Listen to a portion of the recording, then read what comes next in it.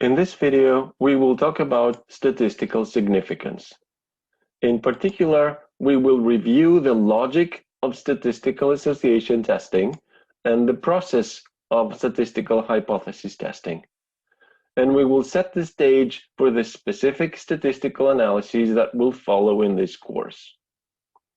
The three important ingredients of statistical significance testing are indices of association, sampling distributions for these indices, and confidence levels that we set for our decision making.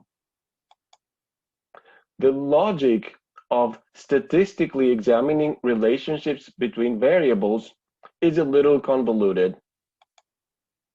The first thing that we need to do when we have two variables and want to examine whether they are statistically associated is to compute an index of association.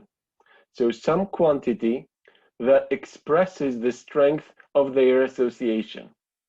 Remember, these words for us mean the same thing. Association, relationship, predictability, and effect refer to the same concept, the idea that two variables are related. We need to have a quantity that becomes larger when association strength increases. And so we need different ways to calculate this depending on the types of variables we have, as we will see later. What is very important to take into account is the variability that is observed in the variables. Variables with larger variability will require stronger associations in order for that to be statistically discernible. The second thing we need to do is to determine the sampling distribution of this index of association. The sampling distribution refers always to the null hypothesis. So how would this index be distributed if there had been no effect, no relationships between the variables? To determine this sampling distribution, one way is to generate many independent random samples of the desired size and then obtain a simulated distribution in a large set of samples. In our simple examples, using the mean as a test statistic instead of an index of association, we have obtained the sampling distribution of the mean by repeatedly sampling from a population and calculated the mean of each sample. When it turns to computing indices of association, we can do the same by sampling repeatedly from the null distribution and computing the relevant statistic and finally obtaining its sampling distribution. In practice, this is most often done mathematically. The mathematicians have derived the theoretically expected distributions for us, and we can just look up the values that we're interested in. The final step is hypothesis testing. It is to evaluate the unexpectedness of a finding like the one we've got if we assume the null hypothesis. And this is found by comparing our observed index to the distribution in random samples. So to the sampling distribution of our statistic, of our index of association. And this amounts to obtaining a p-value for the observed or higher level of association. So the logic is, first, we need a quantity that indicates how strongly the variables appear to be related, and then finding out if this strength of association would be unexpected to occur by random sampling. This is the same thing we did when flipping coins in comparison to examining how many children improved. Now, the actual process of getting this done involves the following steps. The first one is to determine our research question, which has to do with a relationship between specific variables that have to be fully defined. Then in contradiction to our research hypothesis, we posit the null hypothesis, which states that there is no relationship. And this means that any index of association we compute will be equal to 0 according to the null hypothesis. So the null hypothesis states no relationship, which means 0 index. And then we compute the actual index of relationship from the data. The following step is to assume the null hypothesis is true and compute the probability of an index as large or greater than the one we observed based on the sampling distribution from the null hypothesis. This amounts to asking how likely is it that such an observation, or a more extreme one, might occur just by randomly sampling from the null distribution. This probability, called the p-value, is then compared to an arbitrary criterion that is set by convention. If the p-value is less than 0.05, which is the most commonly used criterion, then we call the relationship statistically significant. This is a term. Statistically significant means that the p-value is less than our comparison criterion. And if that happens, then what we do is we reject the null hypothesis and conclude that there is a relationship among our variables. So the null hypothesis is rejected when we judge an effect such as the one we obtained to be unlikely on the assumption of the null hypothesis. And unlikely means less than 5% likely, which is a rather loose criteria. You can use more stringent criteria in your studies. If the p-value is greater than or equal to the criterion, here 0.05, then the relationship is called not statistically significant. Not statistically significant. Remember, this is a term. Statistically significant is a term, and the opposite is not statistically significant. It's not statistically insignificant. In this case, we don't reject the null hypothesis, and we conclude that there is no discernible relationship between our variables. There may be one, but we cannot see it. So we cannot reject the null hypothesis and cannot conclude that there is a relationship. The criterion, also known as alpha level, is called level of significance. So for a given significance level, we may reject or fail to reject the null hypothesis. These are very strictly used terms, and it is important to use them correctly. You're not allowed to rephrase as you like.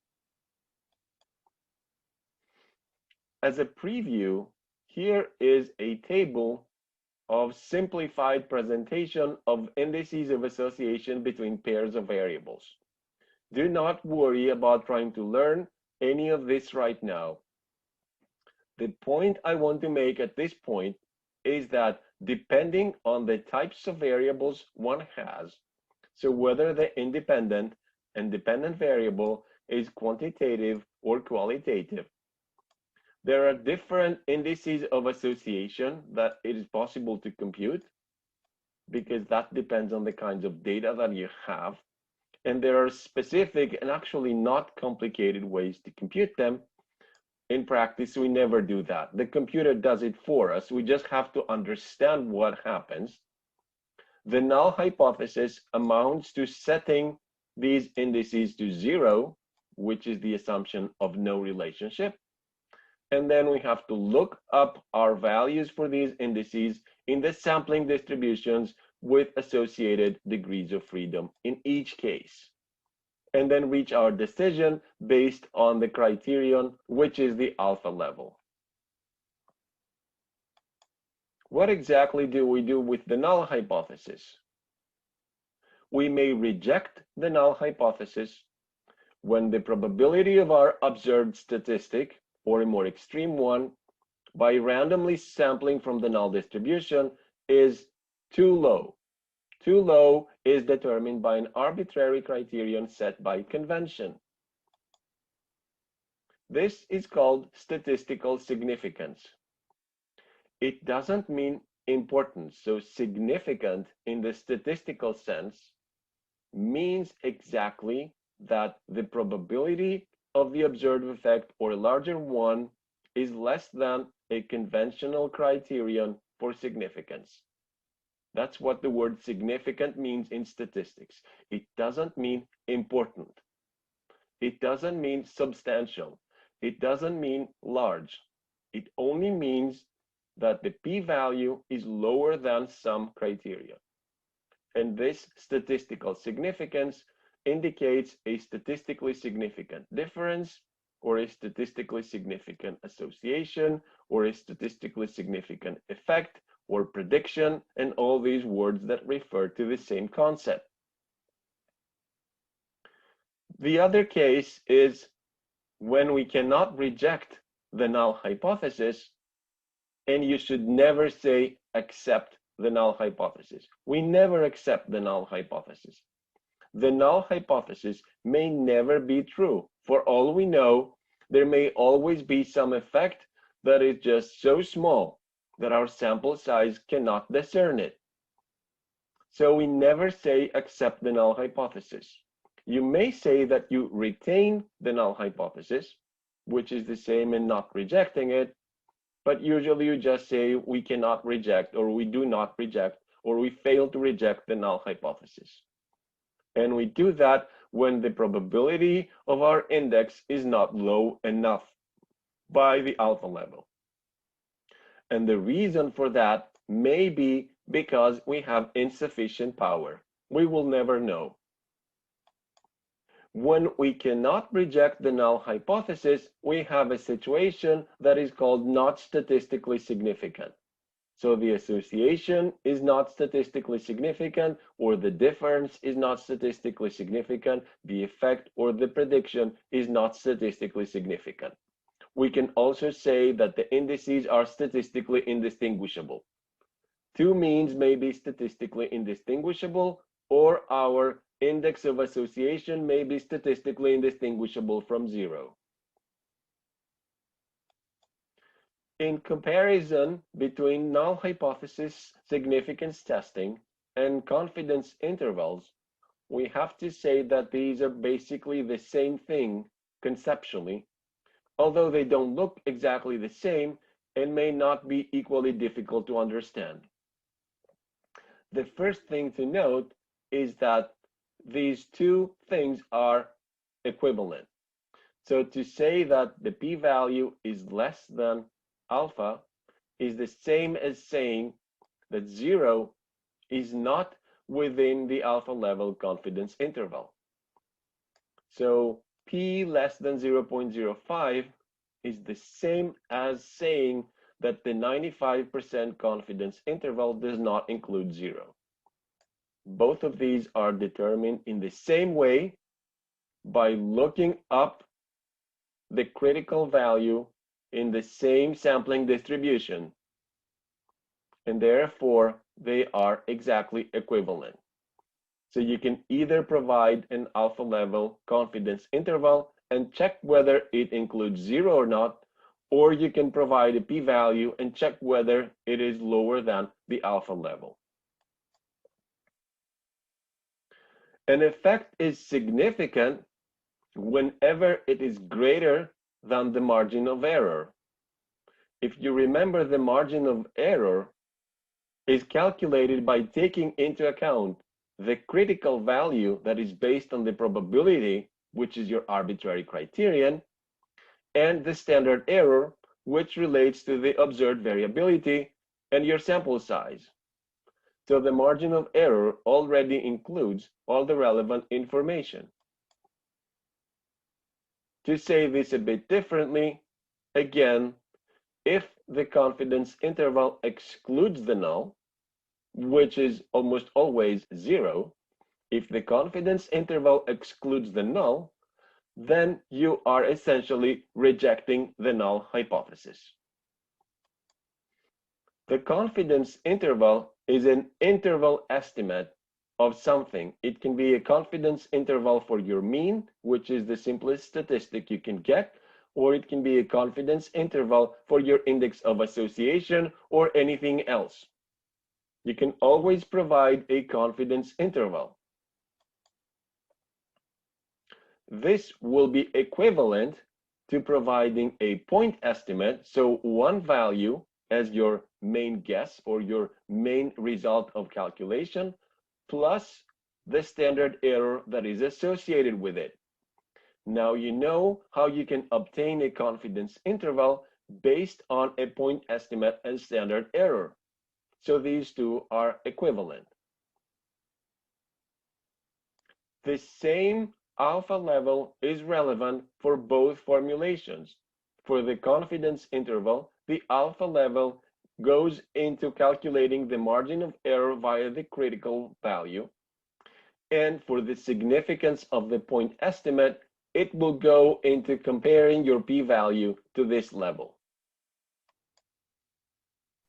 The confidence interval may be a bit easier to understand, not in the sense that it is simpler to calculate, but in the sense that it is less likely to be misinterpreted like the p-value. P-values are unfortunately very often misinterpreted, and you should be very careful when you state what your p-value means.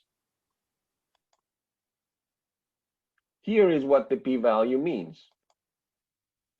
It is the probability of a finding or a statistic, an index of association, like the one you observed from your data or more extreme, if the null hypothesis is true. That's what the p-value is. And the p-value makes sense only in the context of the null hypothesis being true. Here's what the p-value is not. It is not the probability of the null hypothesis or of the alternative hypothesis. It cannot be the probability of the null hypothesis because you assume that it's true in order to compute the p-value. And of course, the alternative hypothesis, usually being the opposite of the null, also cannot be evaluated probabilistically because it's assumed to be false for computing the p-value. It is not the probability of the data we observed. The data have been observed. They have a probability of 1. They are just there. It's not the same to say the probability of my data and the probability of getting a result like the one I've got. So it's the probability of getting a data pattern like the one you've observed by random sampling. It's not the probability that we are right or wrong, obviously. No one can calculate this probability. We would love to have that probability, but it is not mathematically possible because it depends on many other things. It depends on what other hypotheses are possible or plausible. It depends on how frequently things happen in general. You cannot say anything like that just based on your data. It is not the probability that your findings or my findings occurred by chance or did not occur by chance. No one can tell how your data came about. We don't know why our observations occurred. We sampled a population. This means that we sampled from some distribution, and this entails a certain amount of variability, a certain amount of sampling error. We may have been lucky to get a representative sample from the distribution, from the population we sampled from, or we may have been unlucky, and there is no observable difference that can help us distinguish these. It's just a sample. There's no way to know if your findings occurred by chance.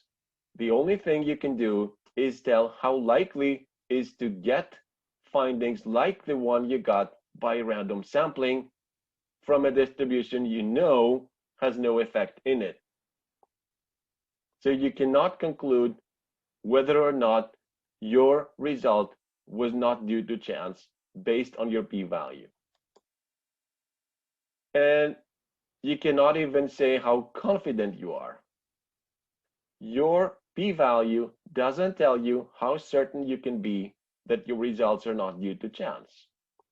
It only tells you how likely you are to get such results by chance. But nobody knows anything about your results. So you can't say anything about this either. This is not what the p-value means. These are very commonly seen, not only in master's thesis, but in articles sometimes. These are typical misunderstandings of the p-value, and it is very important that you think hard through this idea and you do not misinterpret the p-value. Finally, we should note that this whole deal of the null hypothesis significance testing process is very weird. It is a roundabout method going in circles. It's perverse because it tells us something that we don't really care about. It's not what we want to know. We don't really care so much what is the chance of getting something by random sampling. So why are we doing that? Well, because we can. So pretty much everyone or almost everyone is using null hypothesis significance testing because it's feasible. It's something we can actually calculate that is of relevance, even though it's not exactly what we want. There are actually large movements in statistics calling for going away from null hypothesis significance testing because of this perversity and because of the misinterpretations and because it's not telling us what we want. These movements all make very good arguments. And for the most part, they have not been very successful, except to alert people to the problems, because there is not a very good alternative yet. There is another kind of statistics called Bayesian statistics, which is gaining ground. But that approach has its own problems as well. Although many think that it is an improvement on null hypothesis significance testing. Who knows, maybe it will prevail in the end. But at this time, null hypothesis significance testing remains pervasive, so we must be familiar with it and must be able to avoid the misinterpretations that often accompany it. So what we can do, and what this process allows us to do, is to calculate a probability based on an assumed distribution. And that is the distribution based on the null hypothesis, because this is sufficiently concrete and well-defined that we can actually calculate something. Unfortunately, it's not possible to calculate probabilities based on unknown distributions. The thing here is we don't really know, no one really knows what the true distribution in your population is. If we knew that, we would not need to sample. So if we don't know what the actual distribution is, then there's nothing we can calculate from it.